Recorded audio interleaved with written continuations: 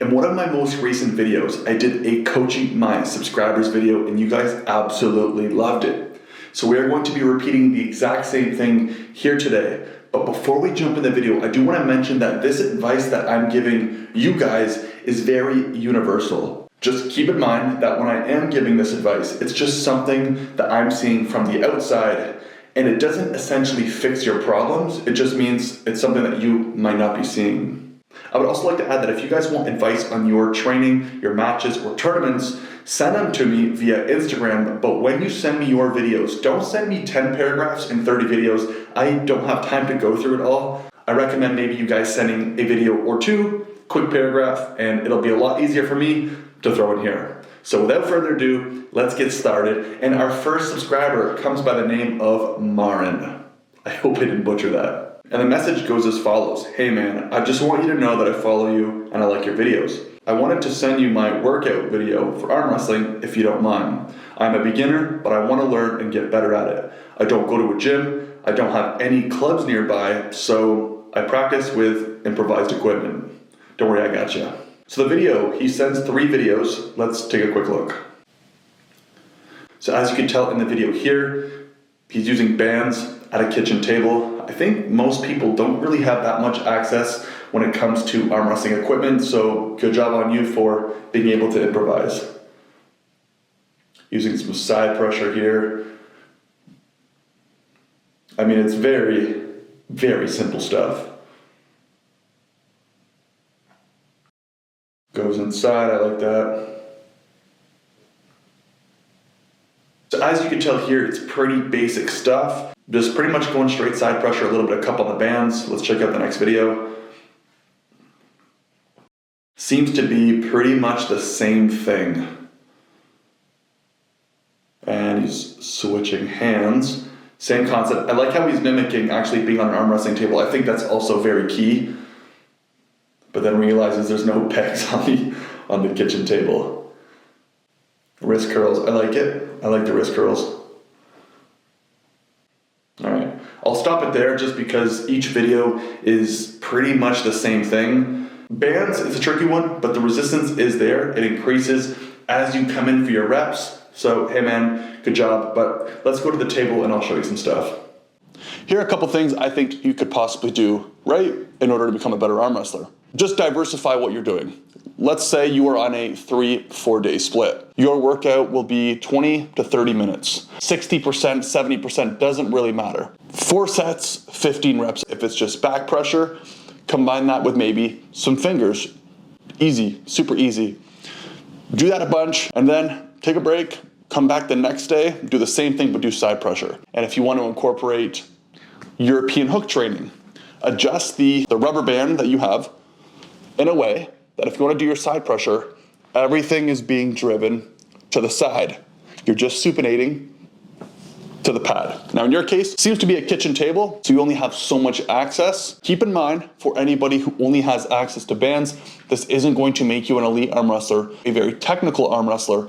But if you're using bands and you're just training at a table, at any flat surface, this is already going to shoot you way ahead of someone who's not doing this at all. So hopefully this can help and help you win your first tournament or your first super match. Now the next subscriber comes by the name of Canal. I don't want to read the whole message. I'll throw it up here on the screen because I have trouble making sense of it, but I get the gist of what he's saying. So let's just get to the video and we'll go from there.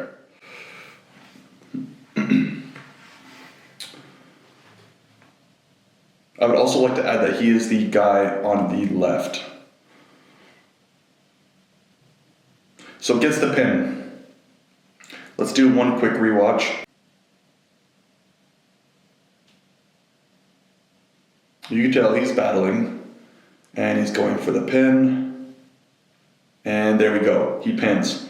But he did have a super match later on. Let's watch what happens again. And he gets pinned.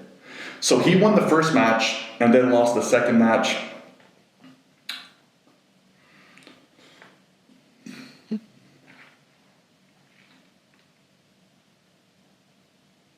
Yeah. Point of this, he won the first, lost the second, and would like my advice on what he could do differently.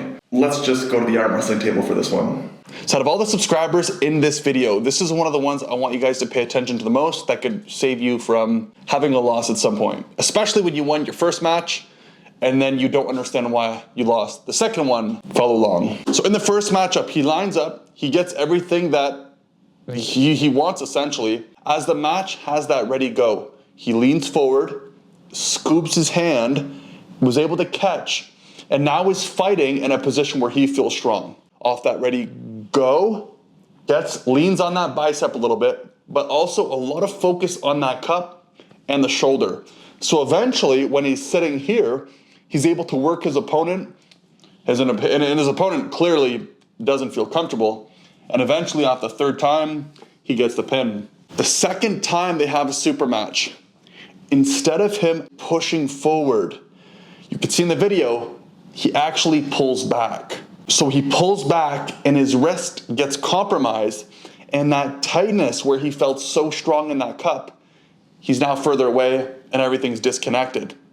Well, if you're comfortable here, you're leaned in on that shoulder, your cup is so good, and you go for the pin and everything's cool. Soon as everything gets dislocated, everything becomes not connected, that ability that if you're trying to do the same thing but you're further away, it's just not gonna work. And the first time your shoulder gets fully committed, and the second matchup you actually pull away for top roll. So I think the thing that went completely wrong in this matchup is you completely changed your strategy. You didn't realize this was happening, but if you committed your shoulder the first time and your cup worked, don't change it the second time, because as you're pulling away, everything becomes here, and then obviously if you're not super strong in this lat drag side pressure position, your opponent is just gonna get the pin. The next message comes by the name of Vegan Arm Wrestler, and he says, "Hey bro, how's it going? In my profile, I have some videos of me pulling. I was wondering what could I do to avoid being hooked by a hook puller? I mean, there are two guys around here that can hook me depending on their setup. If he holds very high on the setup, we end up in a top roll, and from there I can give a lot of trouble for him. But if he grabs low on my hand, he can hook me easily. I'm gonna send you some videos, and I appreciate if you can give me any tips to improve this specific piece of my game. Thanks in advance." He also goes to say, if he tries to go top roll versus top roll against me, he loses. But if he starts hooking me, it's basically over for me. His setup is different. When he top rolls, he grabs way up high on my hand, but if he wants to hook me, he grabs very low, almost on my wrist, and this neutralizes my top roll completely, forces me into a hook. So let's watch some of the videos and hit the table. So for context, he is the individual on the right. All right, so here he goes. He's top rolling him. His opponent fully supinated at this point. Fighting for sure.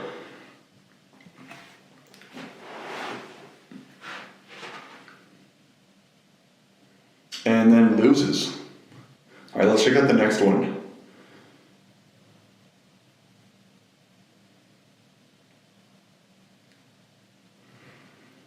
Definitely has high hand on this one. Opponent losing his hand, fully opened up. Has his opponent's fingertips, which at this point seems like this is his only chance to win. Keeps climbing. Keeps getting the fingertips. He's readjusting a lot though, so you have to be careful when readjusting. Going for the pin, goes for the press, tries the top roll. His opponent's strong though. Let's just get to the table and let's get a game plan going. So I think the good about the vegan arm wrestler is you've beaten this guy. It's not easy. You've beaten him, which means you've proven to yourself that you can do it. The problem, you can't give him anything. So here is a little bit of advice coming from myself. The video where you were actually able to pin your opponent, you had more rise off the start. You're able to access his thumb a little bit more. Soon as you start to dump your hand, it allows him to carve in and take what he wants. If you want to pin him, one, you're gonna have to be very fast. But two, when you go to start, don't start with your wrist slightly dumped and then try to rise. I would recommend get your grip risen, like rise as hard as you can, but also take your elbow and try to have everything right here. You know what I'm saying? So get everything forward, up, as tight as possible, and start just right here. If you give him anything, the match is over. Try to watch the video over of what I'm saying. Try to grasp. This isn't going to be something you'll fix and the next day you'll beat him, because you have to get stronger. But keep in mind, anything that he gets from you, besides the riser pressure where you seem to be stronger, it's an automatic loss for you. So this next individual comes by the name of Adrian Morrison. If there's one piece out of this whole video you should be watching right now, it's this one, because this guy is a state champ in Oklahoma. Adrian says, hey buddy, I've been watching your YouTube channel. I'm the #1 ranked arm wrestler in Oklahoma. That's badass, that is sick. This was my super match against Dusty D. Woody, the #1 guy from Texas. So you have the #1 in Oklahoma versus the #1 in Texas. I love it. The strength gap was very close. However, I made some technical errors that I know you'll see, and I think it would be a great learning opportunity for other arm wrestlers. I'm 5 years into the sport. To be 5 years into the sport and be a state champ is ridiculous. Honestly, I'm proud of you. That's sick. Let's take a look at some of these videos. He sent 3 of them. I'm also going to link the professional footage that was made for a YouTube video called the Dustin. I'm just going to put it in the link description below. The video is much better there, but for copyright reasons, we're going to stick to the videos that were filmed with a phone. Let's get in it. So Adrian Morrison is the guy on the right.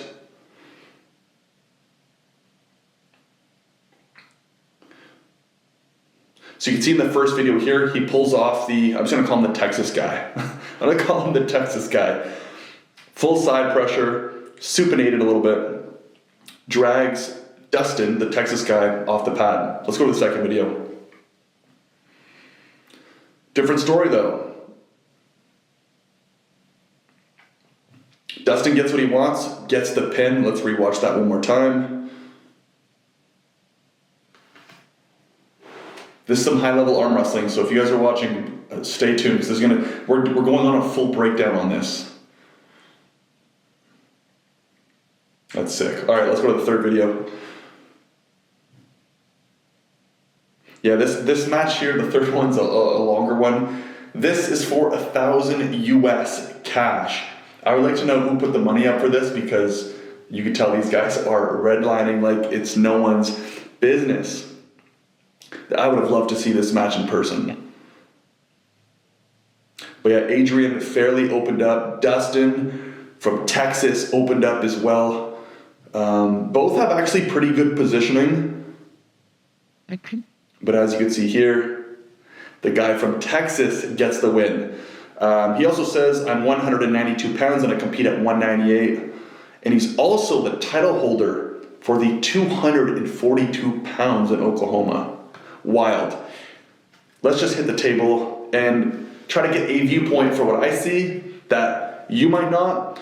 I would also like to add that this isn't advice directly for Adrian. This is advice for everyone in general who just loves arm wrestling or wants some tips. Because for someone who's #1 in the state, I don't think you need too much advice, but maybe I can see something you might not be seeing. So let's go to the table. So in this video, we clearly see that in the first matchup that went to straps, Adrian clearly got the better of Dustin with full side pressure and seemed to be getting the pin. However, Dustin, smart guy, immediately lifted his elbow so they can restart the matchup. So after they go into match number 2 with the straps due to the elbow foul on Dustin, you clearly see as Adrian sets up, his elbow comes up a little bit further ahead. He gets the grip he would like, and he looks like he's about to go full side pressure. The problem is as he goes in for that full side pressure, you can tell too, instead of him going directly to the side, he's a little bit lean more in because he wants to come backwards, which it's more of an angle. It's more of something that advanced pullers do, which amateurs don't tend to see as much. The first match, the side pressure worked. The second match, not so much. I don't think there's anything Adrian could have done here. I just think in this match specifically, Dustin got the better of him. So now we go back to straps. You could see that clearly Adrian, his elbow tends to go more forward because he's going for that full side pressure top roll movement. and his opponent's elbow is actually a little bit more back, not to necessarily catch him, but it's more for that drag cup just right here. So as the match starts, Adrian's looking for that pronation off the top, so he can get a little bit of side, a little bit of back pressure, just right into here. But he gets completely opened up. As soon as his opponent, Dustin, drags and cups, it blocks him completely off. Adrian has a little bit more of a side pressure squeeze grip, and Dustin, who seems to have a little bit of a bigger hand in this situation, actually is in more of a top roll position, which is a little bit surprising because Dustin isn't top rolling so much. Off this setup right here, I'm already more comfortable with Dustin's positioning versus Adrian's. Now, Adrian seems to have a little bit more of a top roll, Dustin a little bit more of a hook, but Dustin's ham seems to be a little bit more stronger. So I don't think that benefits him in any way, but it clearly gives Adrian some trouble right off the start. So the match starts and it ends up the same way as before. Adrian opens right up, full supination due to that cup from Dustin, and then Dustin ends up in a side pressure back drag where he's pretty much over Adrian the whole time, and it ends up costing Adrian the matchup. Now this is a war, this wasn't a quick matchup, and Adrian's sitting here trying to do full side pressure from a losing position, which just goes to show you how strong his tendons are, because for someone like this to be able to hold on this long, it's pretty remarkable. And you can clearly see in the video, Adrian essentially has a roadmap on his forearm because of how much blood flow is driving through his arm. Adrian, of course, changes everything up again. Instead of going for that full side pressure top roll, he ends up going for that full side pressure press hook. So essentially he starts a little bit more back of the pad, and right off that start, he just drives forward to catch his opponent. Now, I literally just lost a match this weekend from not being able to battle this, so I'm going to do my best to explain what he could have did right here. But as the match starts, Adrian fully drives forward, shoulder commits that side pressure, that squeeze, that cup. His opponent, Dustin, keeps climbing and climbing. And eventually, as he keeps climbing, squeezing, Adrian just completely loses his hand, and then he gets pinned. So Dustin gets surprised by Adrian driving forward. So what Dustin does, he pretty much tries to post up high, climbs, get everything he wants. And as soon as he got here, Adrian's hand was literally folded. So all it was an easy pin. I can tell you from my experience, from me losing just this past weekend, I was so focused on getting a pin, which I will be doing a video on this shortly, breaking down so you guys don't repeat the mistakes I did. But I was so focused on getting that pin of redlining at 100% that by the time the match was like halfway through, I had no energy and my brain was completely shot because I just wanted to get the match done. Luckily, Adrian wasn't in this exact situation, but by the time that Dustin was able to keep catching, relatively speaking, wasn't directly looking to catch, but every time he caught Adrian, he was able to overpower the hand and then get that drag, and was able to just keep supinating or getting full hand control over. So I just think in this video, Dustin was just stronger overall.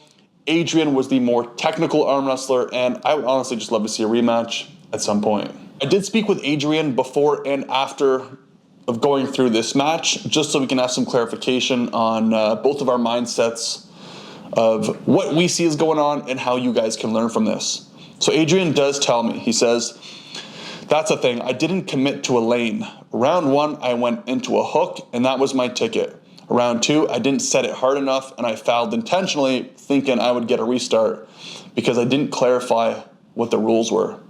I got a loss for that round, and then preceding rounds, I tried something different every time." There's a good and bad thing about this. 1, he's trying something different every time, which is great, but 2, trying something different doesn't mean you quote unquote confuse your opponent and you have more of a chance of winning. I think it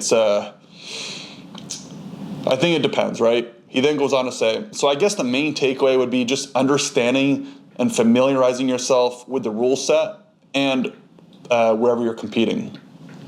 and commit to whatever lane you're going to choose. Don't try something new when you're having a match at this level. And that's the thing. Like just mentioned to you guys, if you are going to be changing things up, do it with reason. Don't just change up to hopefully get some luck. Unless if you know for a fact that there's no chance you're going to win this matchup, go ahead, try whatever you want. But when you get to the higher levels, everyone is just good everywhere. Everyone's good here. Everyone's good here. Everyone can manipulate the hand. They know how things work. So I would like to reiterate before we move on to the next individual, because I think it is very important.